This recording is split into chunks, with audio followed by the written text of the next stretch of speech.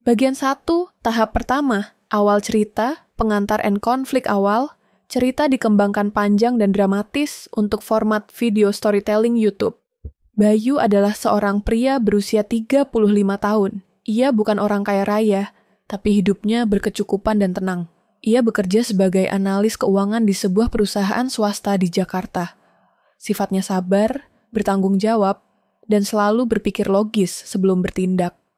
Sejak kecil, ia dikenal sebagai tipe pria yang tidak neko-neko, dan itulah yang membuatnya sering jadi tempat pulang bagi banyak orang, termasuk wanita. 3 tahun lalu, ia bertemu Nadia di sebuah seminar kewirausahaan. Nadia, 32 tahun, adalah single mom beranak 1, yang saat itu baru bercerai dari suaminya. Bayu tahu latar belakangnya. Ia tahu Nadia pernah gagal dalam rumah tangga. Tapi justru di sanalah Bayu merasa terpanggil untuk melindunginya. Dia ingin jadi rumah baru buat wanita itu. Nadia terlihat manis, lembut, dan tidak banyak menuntut.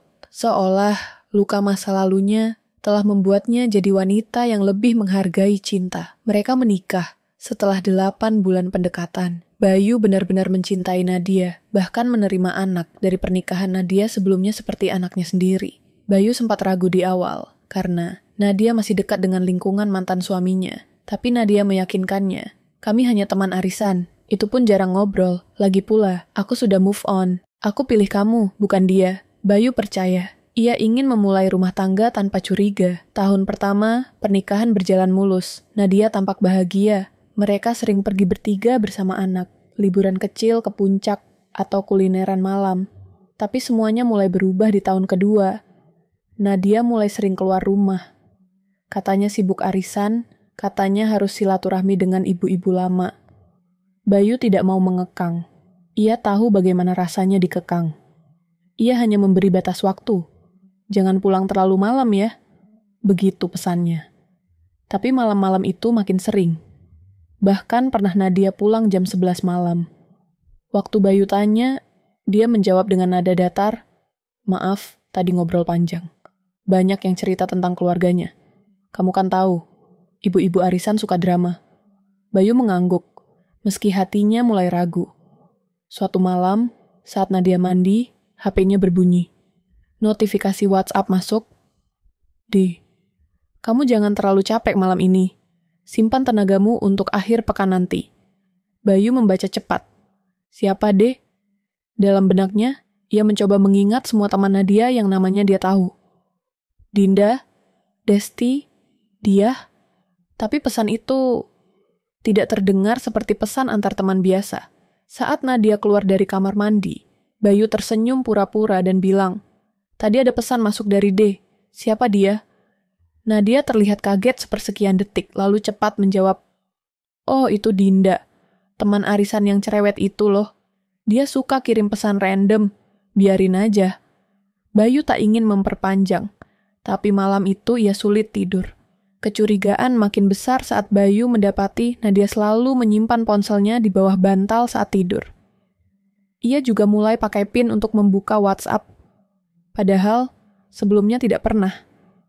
Puncaknya terjadi saat Nadia mengatakan akan ada arisan luar kota, 2 hari 1 malam, ke Bandung. Ia berkata, semua ibu-ibu akan ikut dan ada bus sewaan. Tapi anehnya, Nadia tak mau menyebut nama penginapannya, bahkan tidak mau difoto saat persiapan. "Kamu curiga ya?" Nadia bertanya ketus.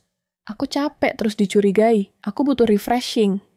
Bayu meminta maaf, meski dalam hatinya amarah sudah membara. Malam itu, Bayu memberanikan diri mengakses ponsel Nadia saat istrinya tertidur. Kebetulan sidik jarinya masih terdaftar. Ia buka WhatsApp, dan di sanalah dia melihat grup bernama Arisan Intim. Anggotanya hanya 3 orang. Nadia, seorang wanita bernama Riri, dan 1 orang bernama Dimas. Bayu gemetar. Ia tahu nama itu. Dimas adalah mantan suami Nadia, dan isi percakapan grup itu menghancurkan seluruh dunianya. "Dimas, akhirnya bisa pergi bareng lagi, seperti dulu ya?" Nadia, "Iya, aku kangen kita bertiga. Aku, kamu, dan anak kita." Riri, "Udah fix hotelnya ya. Nggak akan ada yang tahu kok. Bayu terlalu percaya sama kamu." Nadia, Iya, dia baik banget. Tapi maaf, aku nggak bisa bohong ke diriku sendiri. Bayu mematung, matanya panas, nafasnya sesak.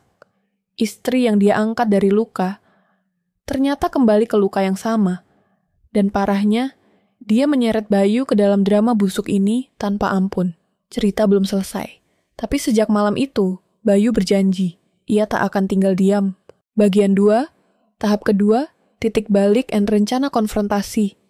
Setelah membaca semua pesan dalam grup arisan intim, malam itu, Bayu tidak langsung bertindak.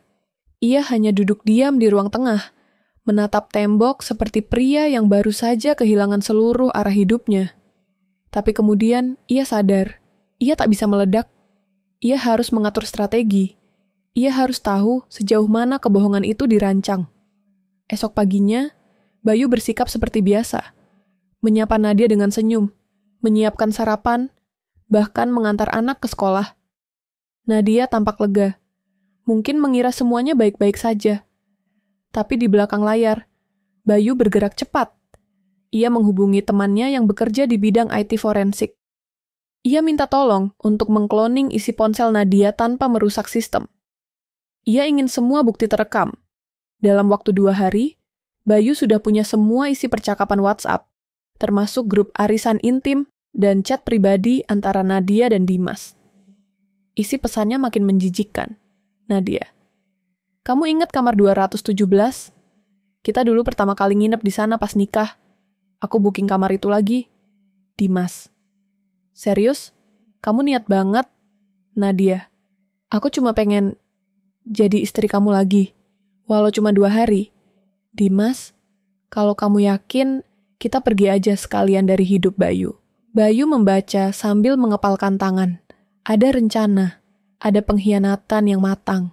Bahkan ada kemungkinan bahwa Nadia dan Dimas ingin kabur bersama. Meninggalkannya seperti barang rusak yang tak lagi dibutuhkan. Di momen itu, Bayu tak lagi merasa sebagai suami.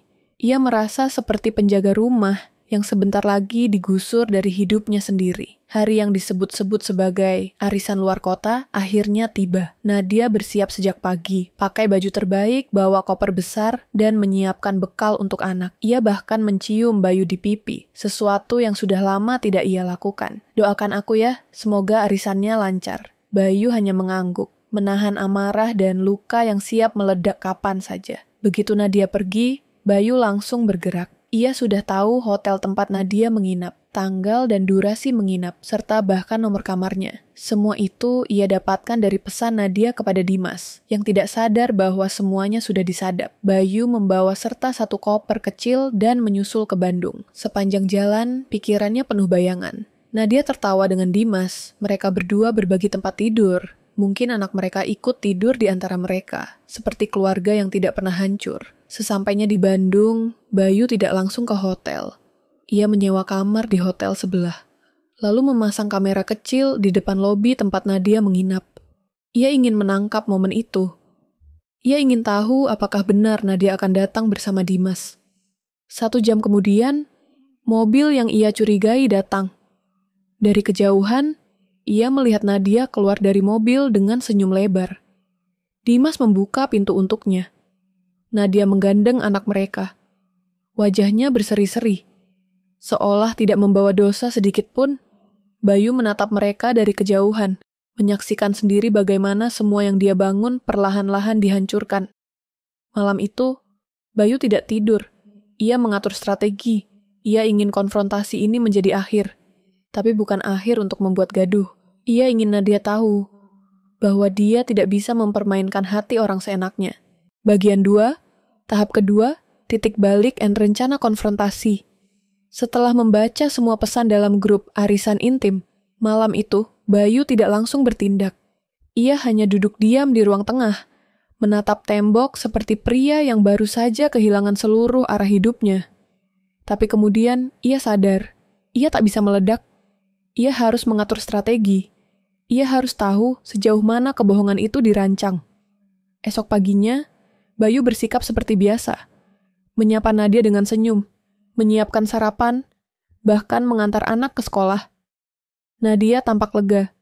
Mungkin mengira semuanya baik-baik saja. Tapi di belakang layar, Bayu bergerak cepat. Ia menghubungi temannya yang bekerja di bidang IT forensik. Ia minta tolong untuk mengkloning isi ponsel Nadia tanpa merusak sistem. Ia ingin semua bukti terekam. Dalam waktu 2 hari, Bayu sudah punya semua isi percakapan WhatsApp, termasuk grup arisan intim dan chat pribadi antara Nadia dan Dimas. Isi pesannya makin menjijikkan. Nadia, kamu ingat kamar 217? Kita dulu pertama kali nginep di sana pas nikah. Aku booking kamar itu lagi. Dimas, serius? Kamu niat banget? Nadia, aku cuma pengen jadi istri kamu lagi, walau cuma 2 hari. Dimas, kalau kamu yakin, kita pergi aja sekalian dari hidup Bayu. Bayu membaca sambil mengepalkan tangan. Ada rencana, ada pengkhianatan yang matang. Bahkan ada kemungkinan bahwa Nadia dan Dimas ingin kabur bersama. Meninggalkannya seperti barang rusak yang tak lagi dibutuhkan. Di momen itu, Bayu tak lagi merasa sebagai suami. Ia merasa seperti penjaga rumah yang sebentar lagi digusur dari hidupnya sendiri. Hari yang disebut-sebut sebagai arisan luar kota akhirnya tiba. Nadia bersiap sejak pagi, pakai baju terbaik, bawa koper besar, dan menyiapkan bekal untuk anak. Ia bahkan mencium Bayu di pipi, sesuatu yang sudah lama tidak ia lakukan. Doakan aku ya, semoga arisannya lancar. Bayu hanya mengangguk, menahan amarah dan luka yang siap meledak kapan saja. Begitu Nadia pergi, Bayu langsung bergerak. Ia sudah tahu hotel tempat Nadia menginap, tanggal dan durasi menginap, serta bahkan nomor kamarnya. Semua itu ia dapatkan dari pesan Nadia kepada Dimas, yang tidak sadar bahwa semuanya sudah disadap. Bayu membawa serta satu koper kecil dan menyusul ke Bandung. Sepanjang jalan, pikirannya penuh bayangan. Nadia tertawa dengan Dimas, mereka berdua berbagi tempat tidur. Mungkin anak mereka ikut tidur di antara mereka, seperti keluarga yang tidak pernah hancur. Sesampainya di Bandung, Bayu tidak langsung ke hotel. Ia menyewa kamar di hotel sebelah, lalu memasang kamera kecil di depan lobi tempat Nadia menginap. Ia ingin menangkap momen itu. Ia ingin tahu apakah benar Nadia akan datang bersama Dimas. 1 jam kemudian, mobil yang ia curigai datang. Dari kejauhan, ia melihat Nadia keluar dari mobil dengan senyum lebar. Dimas membuka pintu untuknya. Nadia menggandeng anak mereka. Wajahnya berseri-seri. Seolah tidak membawa dosa sedikit pun, Bayu menatap mereka dari kejauhan, menyaksikan sendiri bagaimana semua yang dia bangun perlahan-lahan dihancurkan. Malam itu, Bayu tidak tidur. Ia mengatur strategi. Ia ingin konfrontasi ini menjadi akhir. Tapi bukan akhir untuk membuat gaduh. Ia ingin Nadia tahu bahwa dia tidak bisa mempermainkan hati orang seenaknya.